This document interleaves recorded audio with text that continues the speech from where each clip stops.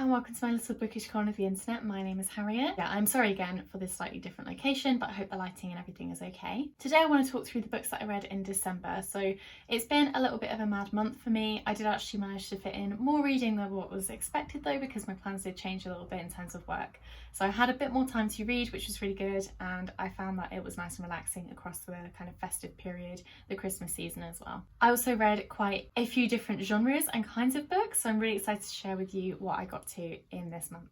So the first book that I finished is one that I feel like quite a few people have read now, but I hadn't read it before and was slightly intimidated by it because it's quite a thick romance novel, and that is Me Before You by Jojo Moyes. This story follows our main character who gets a new job looking after a man who is disabled, so he is actually paralysed, I believe, from the neck down. He has a little bit of movement in one of his arms, but that's pretty much it, and that comes from him being in an accident. And we're following her and also following him and how he's dealing with this new situation that he's in and the decisions that he makes and how that affects our main character as well.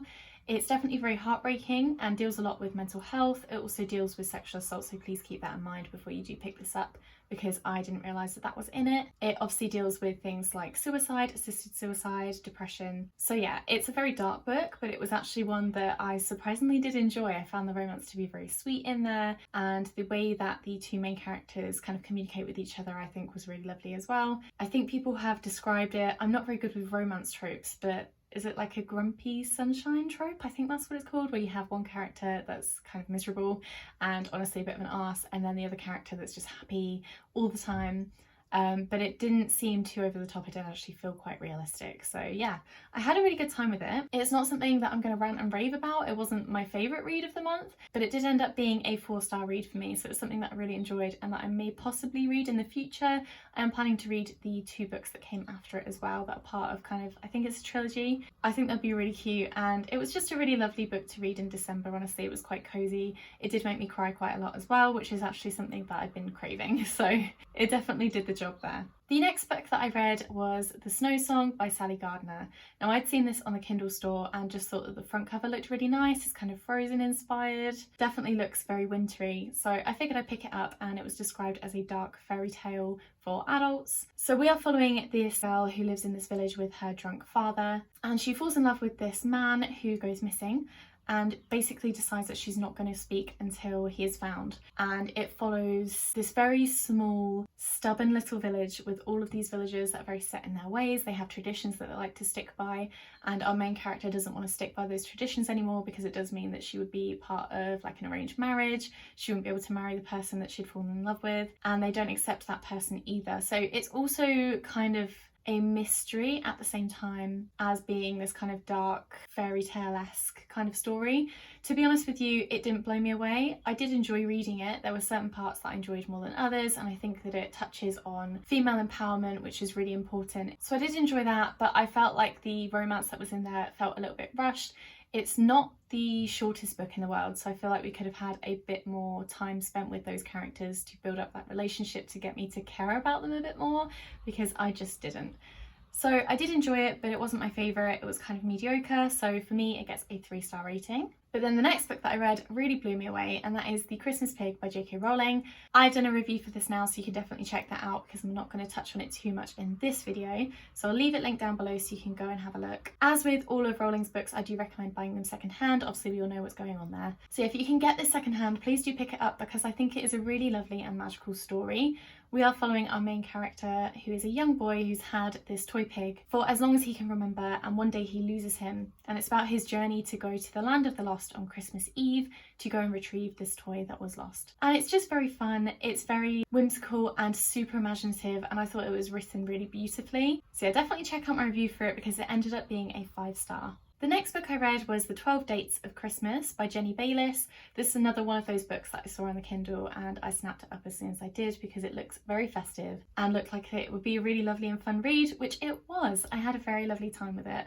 So again, we're following our main character who hasn't had much luck with romance and relationships, so she decides to set herself up on this site where you get 12 different dates with 12 different people across the Christmas period in December, and she's hoping that she will find romance that way, and it's following all these different dates and all these different people that she meets. But for me, I found this was more of a journey into our main character's self and self-discovery, which I found very interesting, and I found her to be a really enjoyable character to read about. Sometimes in romance books they're like a little bit cheesy and a little bit cliche, but I found our main character to be very believable and realistic, which I enjoyed. It was fun to read, it made me laugh out loud at some points, it made me tear up at others. The only thing that kind of annoyed me in this book is I knew from the start who was going to be that person our main character fell in love with. It was quite obvious, and I don't read a lot of romance either, so it's not like I'm used to those kind of tropes. So yeah, I kind of saw it coming, which is disappointment, and also that person that she does fall in love with I found to be infuriating and very annoying. But it still ended up being a 4-star rating from me. I found it very fun, and it was perfect for the festive season. There's a lot of talk about Christmas markets, Christmas lights, snow, so definitely a perfect one to wrap up nice and cozy and warm with and really stick your teeth into. The next book that I got to is actually a children's novel. So I was reading a lot of children's literature in December. I just find them very easy to read, so they're perfect for the festive season when you don't have a lot of time. So that book is Kansuki's Kingdom by Michael Malpogo. I remember reading this when I was in school, but I didn't really remember the story, so I figured I'd pick it up and try it out again. Our main character in this story is actually living on a boat with his parents, and they are travelling around the world, and then one day he goes overboard with his dog and ends up on this island where he meets another person. And it's about their relationship and how they communicate with each other, because the person on this island doesn't speak very strong English, and it's about their time together and just follows their journey really, and it is heartbreaking. There were parts in this that actually made me cry, and for a children's novel that doesn't usually happen for me. So yeah, I found it very interesting to read, and you feel every emotion that you could possibly feel when reading this. It's just very interesting, and I think it's a very well written children's novel. I think it's very beautiful and perfect for all ages. It also touches on things that you wouldn't expect, like war and dynamics between relationships with parents and things like that as well, so it ended up being a 4-star rating for me. The next book I'm not going to talk about too much because it's kind of a jokey present that I got for Christmas, but it is a children's book, very young children's book called The Dinky Donkey. I believe it's kind of a spin-off of The Wonky Donkey, and that is written by Craig Smith. This is very cute. When I have a child, if I have a child, I will be reading this book to that child because I think it's adorable. So yeah, I won't touch on that too much. It's a kid's book, so I'm not really going to rate it, but it was very cute. And then we move on to something that's definitely not for children, and that is by my favourite author, Ursula Le Guin, and it's The Unreal and the Real Selected Stories Volume 1, which is Where on Earth. This is a collection of short stories by Le Guin that is set on Earth. It does actually contain some stories from a fictional world that she made up, or fictional country I should say, called Austen, which I do have a book on at home as well. I don't know if that is a collection of short stories as well, or if that's going to be like its own book. I'm not sure, I just picked it up because it was in the shop. But yeah, a collection of short stories. They're all very different from each other. It's a mixture of kind of magical realism, fantasy, a little bit of sci-fi. Definitely a big mix of things in here, but I found that all of the short stories, no matter how short they were very well fleshed out. The characters are always really fun to read about. Le Guin is one of my favourite authors, if not my all-time favourite author, so I'm gonna love everything that she's written because I just have that emotional connection to it. But I do think that all the stories in here were very interesting. The ones that I loved the most were The Diary of a Rose. Follows a doctor, I suppose you'd call her, who is looking after her patient who is in a mental institute. So that was extremely interesting. And then the other short story that I liked is The Water is Wide, which follows a patient who is very unwell, and they escape from the place that they're being kept in with his sister, I believe it was. So that was very interesting as well, following kind of family dynamics and things like that.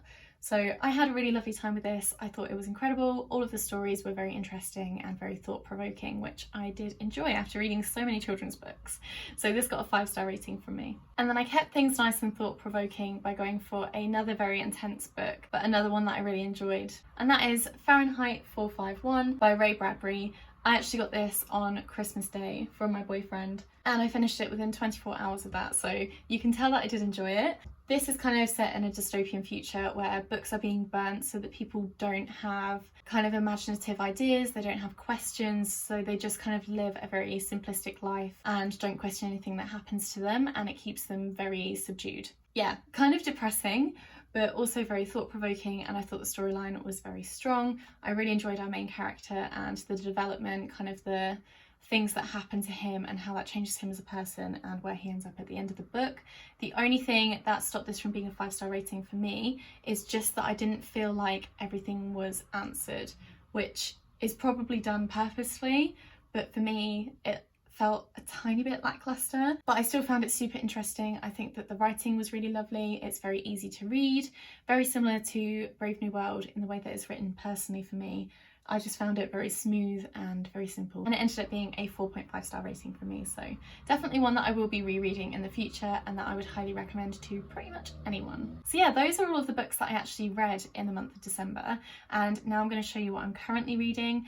I knew that this was going to take me into January because it is on my January TBR, so I'm cheating a little bit, but I knew it was going to take me longer than till the end of the month to finish it. So that is Sense and Sensibility by Jane Austen. You can see my little bookmark in here, which I will be showing you. I am going to do like a Christmas bookish haul and show you what I got for Christmas, but just the book side of things. I don't think you guys would be interested in anything else, and I also don't want to like show off what I got for Christmas. I'll just show you the book stuff. But yeah, I've got a cute little bookmark to go in there now. But I've never read Sense and Sensibility. So far I am on page 99 and I'm really enjoying it. I think it's very interesting. So we are following this family called the Dashwoods, and there are 3 sisters and then a mother. The father has passed away, and the inheritance that he wanted to be left to his daughters and his wife has not been really left to them. It's been given to his nephew, I believe it is. So yeah, we're following these ladies as they're trying to kind of make their way in the world, in society, when they don't have a lot of money to deal with. And in the time that this kind of set in, money is everything pretty much. It kind of determines what class you're in and how people think of you in society. So yeah, it's very interesting. At the moment, one of the younger sisters has fallen in love with this handsome but mysterious man. So it's very interesting. I'm having a good time with it. I did actually watch the film maybe a year ago, and I did really enjoy it, but I think the book is better so far. So yeah, I'm excited to finish this one. I definitely want to read more classics in 2022, so this is the perfect way to set it all off. But yeah, that is everything from me today. Please let me know what your favourite read from December was. Do you have a favourite read from the year as well? And also, if you've read any of these books, please let me know down below and we can have a little talk about it. But that's it from me today. Thank you so much for watching, and I'll see you in my next video. Bye!